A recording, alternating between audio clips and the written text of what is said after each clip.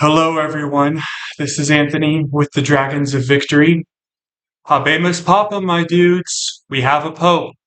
But you knew that unless you've been living under a rock, Patrick Star style, for the past few days.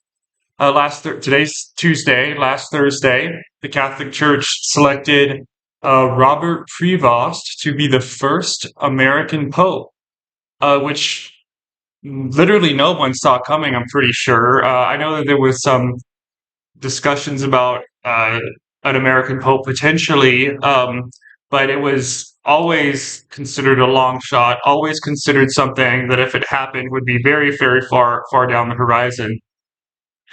And the guy they chose, Robert Prevost, who's now Pope Leo the 14th, was not on maybe a couple, but he was barely mentioned as a possibility for the next pope. Like Papa Bile, they call it, which if you don't know the pronunciation, kind of looks like paper bile, which is pronounce it that way. It's not the most pleasant. It doesn't evoke the most pleasant things.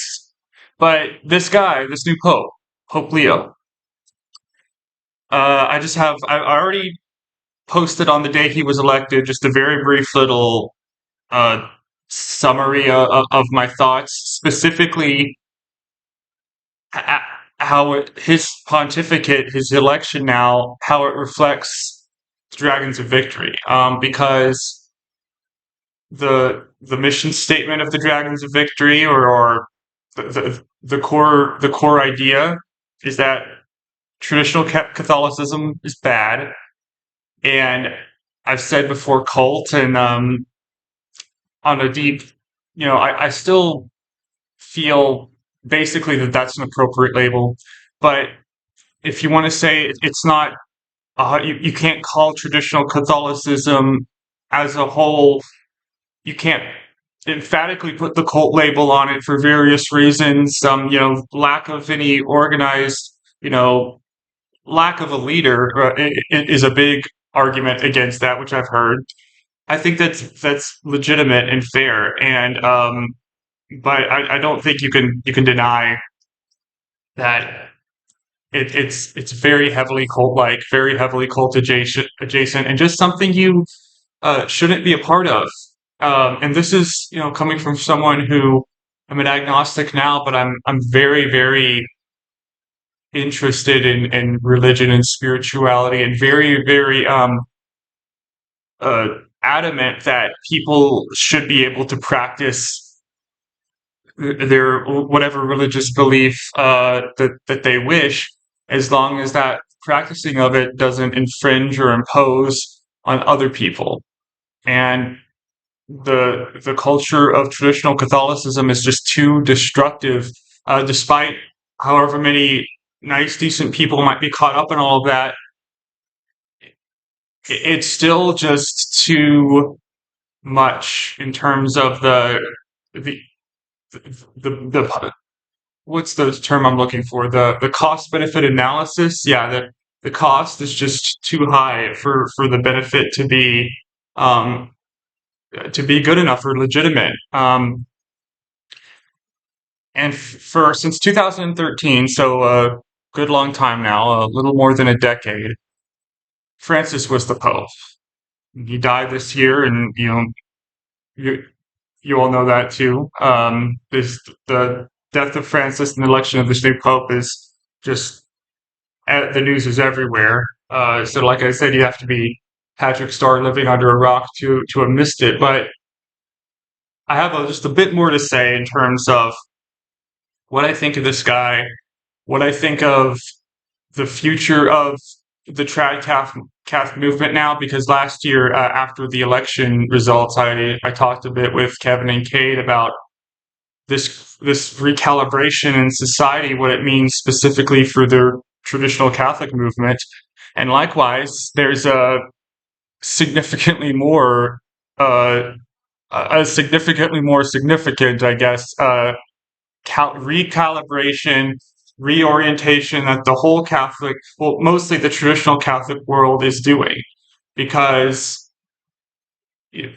you've seen it in my previous content, and you can see it if you just scan it. If you scan traditional Catholic commentary, influencers, and whatnot, uh, Francis was public enemy number one. He was um, the Antichrist. He was the second coming of the Antichrist. He was some Tradcath heroes like Altman literally proposed murdering him. And you can find out where Altman said that. James Altman, who became a sedevacantist but is still a Tradcath hero to many, um, suggested murdering Francis, and he still goes on all these Tradcath shows. They hated him. Whatever.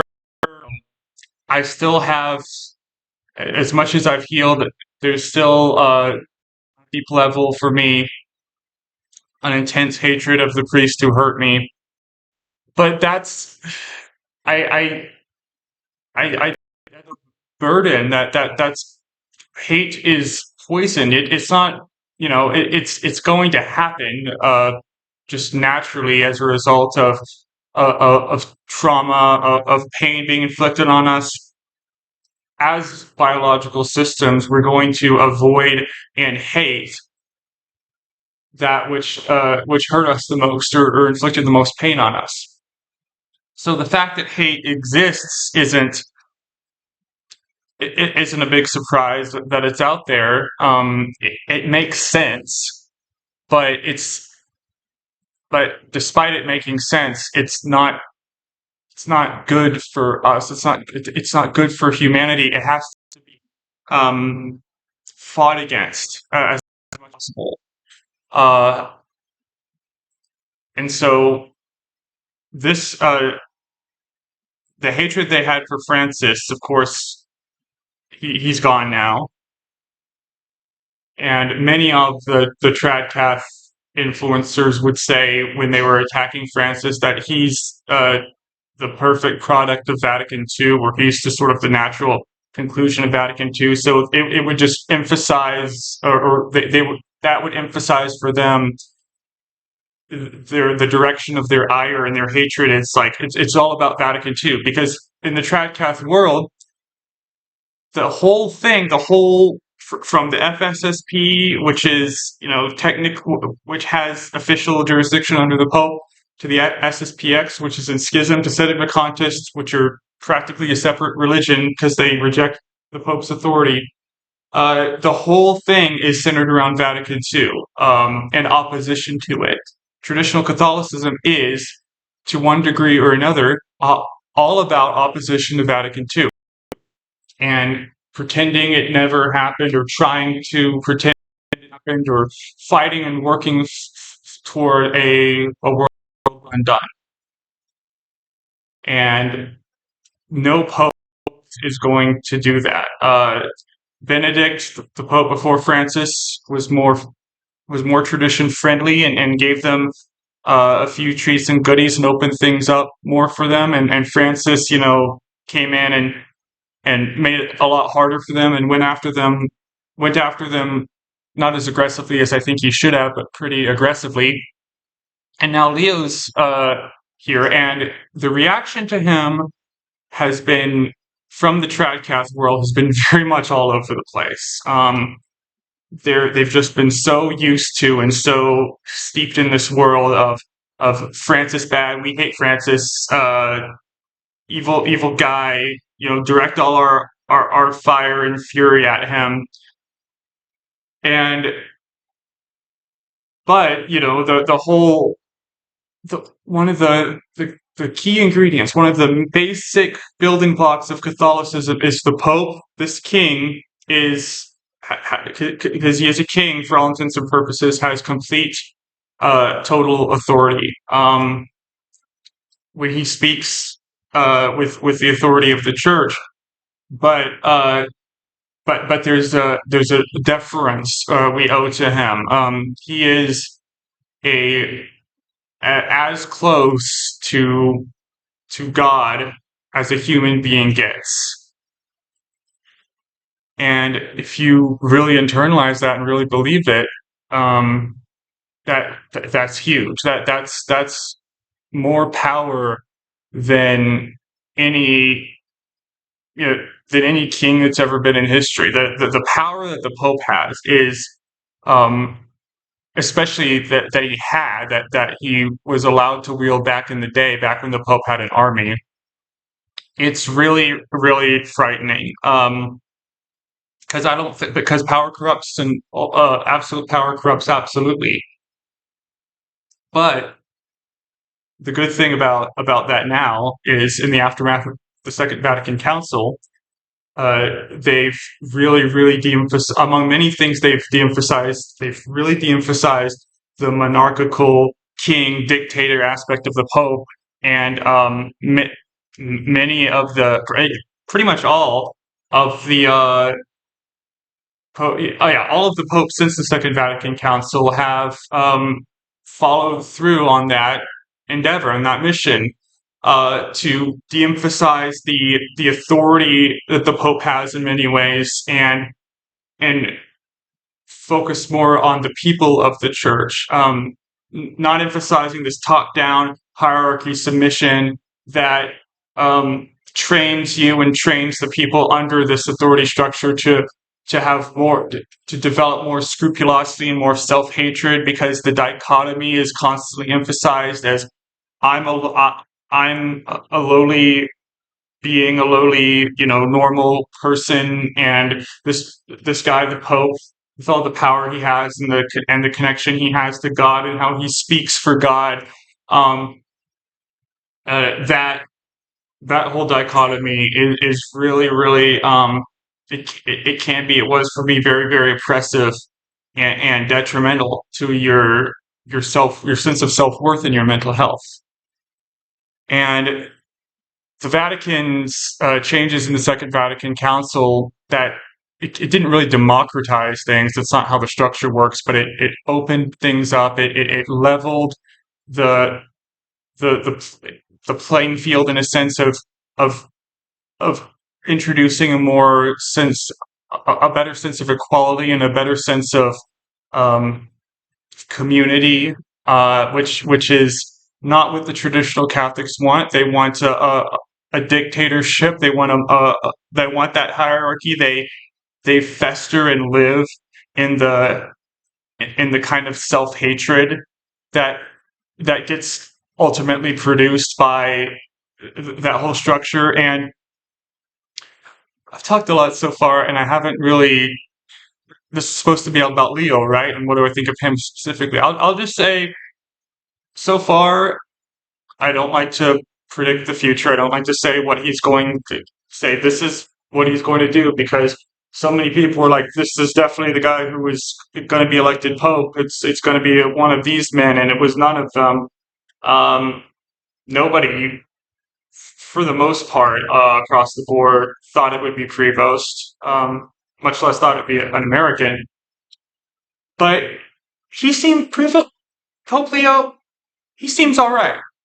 He seems cool. I really like how much he brings up Francis, and how he visited Francis's tomb, how he speaks about, continuing on the mission of Francis. That's all positive, and that's definitely, obviously, something that the trad Catholic world is, it, something that they're not too happy about.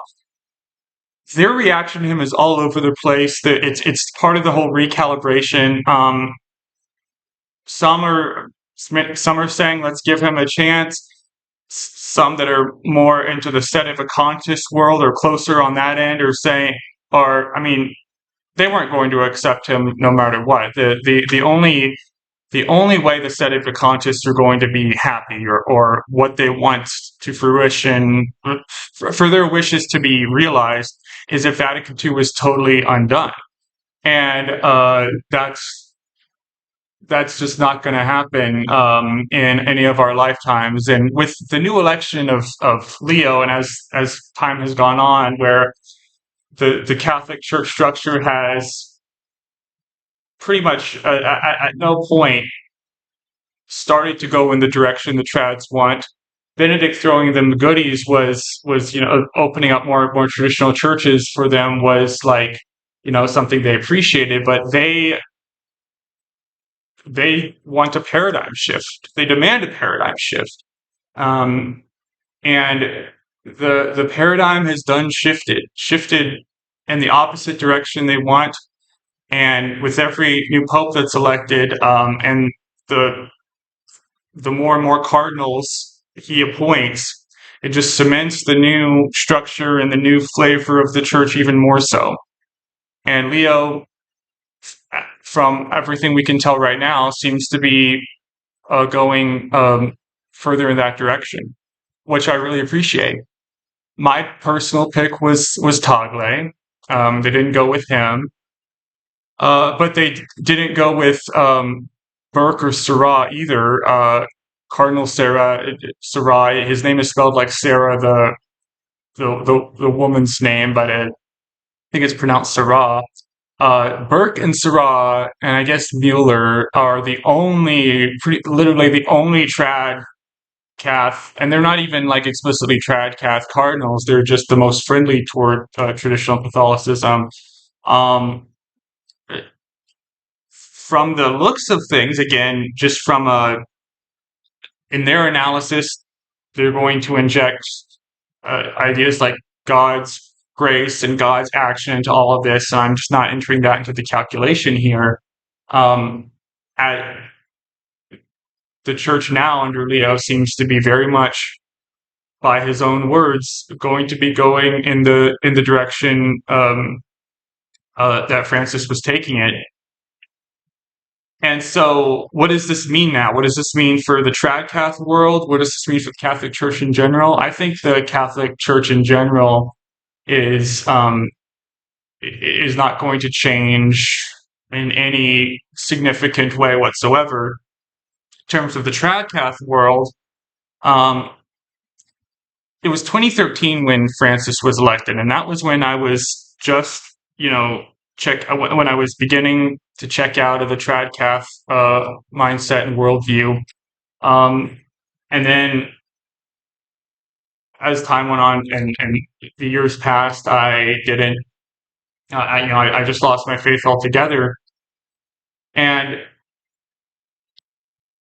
where Leo's going to take the church and the policies he'll enact, I I don't think. I mean, I'm happy.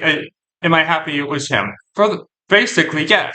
There's a couple things that I give me pause that I've heard about him.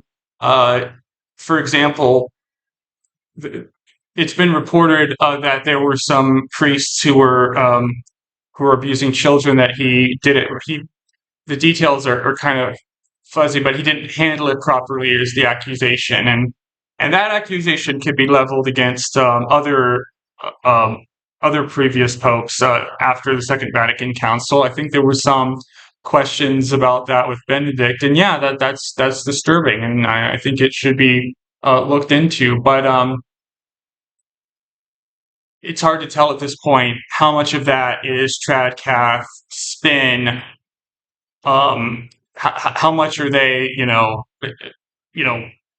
blowing that out of, making it more than what it actually was? I don't know, but all those issues and accusations obviously need to be taken very, very seriously, and so I hope uh, more work is more work is done on that. But the Tradcath world totally ignores the abuse that goes on in their own ranks in their own world because they live in a world where, in their eyes, it's practically impossible for a trad Catholic priest to abuse children. They think that all started in Vatican II, which is utterly ridiculous, as I hope you understand. It's a problem that's deep within the structure of it because of their and obviously it doesn't happen in it's not exclusively in the Catholic Church, but the Catholic Church is exclusive for its in many ways for its sexual teaching, which are perverted and wrong, and have left a trail of destruction in their wake. And the sexual teaching doesn't get as emphasized or imposed in the mainstream Catholic world as it is in the trad Cath world, but it's still there on the books, so to speak. And I consider that a major factor in the cause of the clerical sex abuse crisis. I think that there's a lot of evidence for that. But trad Cath world is recalibrating. They can't hate Francis anymore. Many of them are already, wasting no time and hating Leo. Some are trying to adjust and recalibrate. But for my money, as of now, and I don't like to make predictions, like I said, as of now, Leo seems pretty cool. Doesn't seem quite as good as Francis. And there's some things that are troubling that have been reported. But he's not going to do Vatican II. He might open things up for the traditionalists a bit, like Benedict did. But all this time under Francis, and Leo spoke very favorably of Francis. He brings him up a lot in his recent sermons.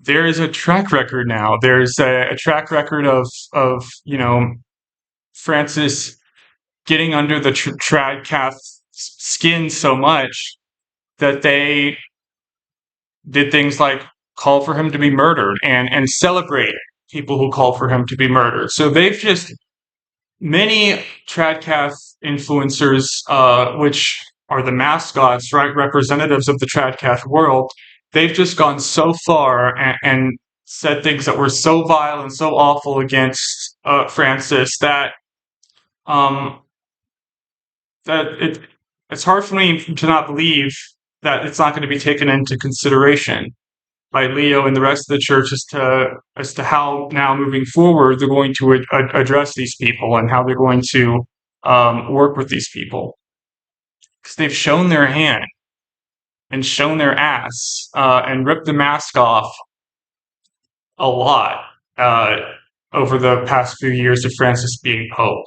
And they want to live in a world where they're obsessed with all the sin and all the failure of the rest of the world. And when it comes to their malfeasance and their awful acts, there's an attitude of like, well, our hearts are in the right place and we're just so right and we're just so, connected to God that, we don't deserve to be as thoroughly scrutinized, or we deserve to be, you know, the attitude of oh, it's not.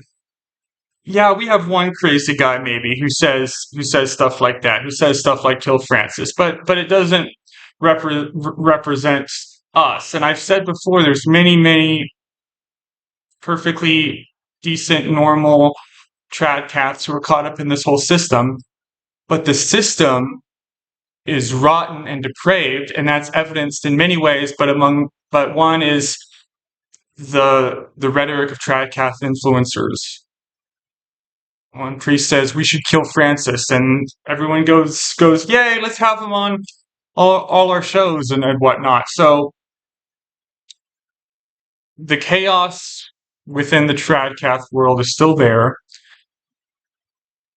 Leo, being more of a moderate, will, in many ways, I think, moderate the rhetoric within the Tradcath world. But there's still a recent history there, and they've. I hope Leo looks at them, the traditional Catholics, as a movement, and you know, if he's as loyal, dedicated to Francis as he says, he should really take a look at what these people said about Francis and what they thought of him. So they wanted him.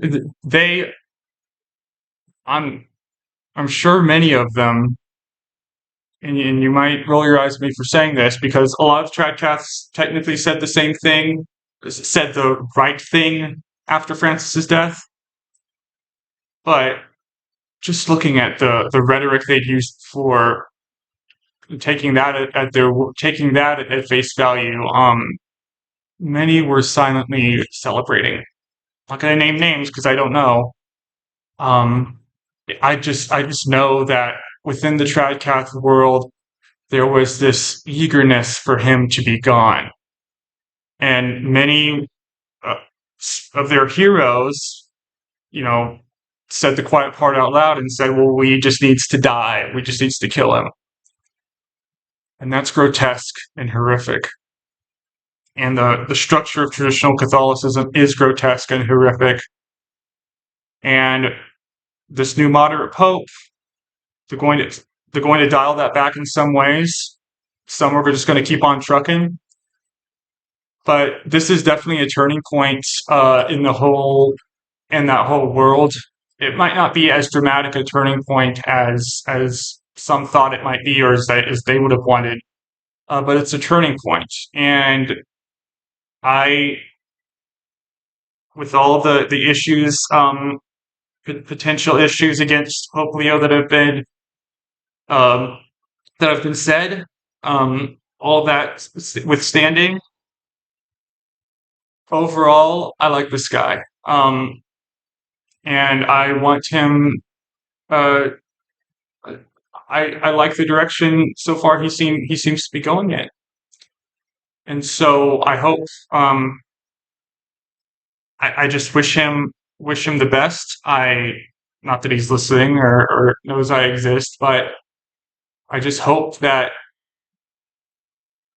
in his, I guess, he seems to be a very peaceful. He emphasizes peace and unity a lot, which is such a good thing to hear and a big relief. Francis was the same way.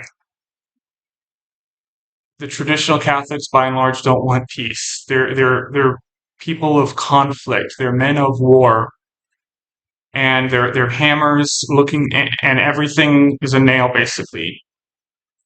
And I hope Leo understands that and acts accordingly. If you want peace, we all want peace, or we should, but there's some people who don't. There's some people, human hammers, who um, exist to pound, exist to smash, exist to destroy. And the narcissistic strain that undergirds traditional Catholicism seeks to destroy all that isn't it. And that needs to be resisted. So thank you for listening, and I hope you fly away to victory with me. Take care.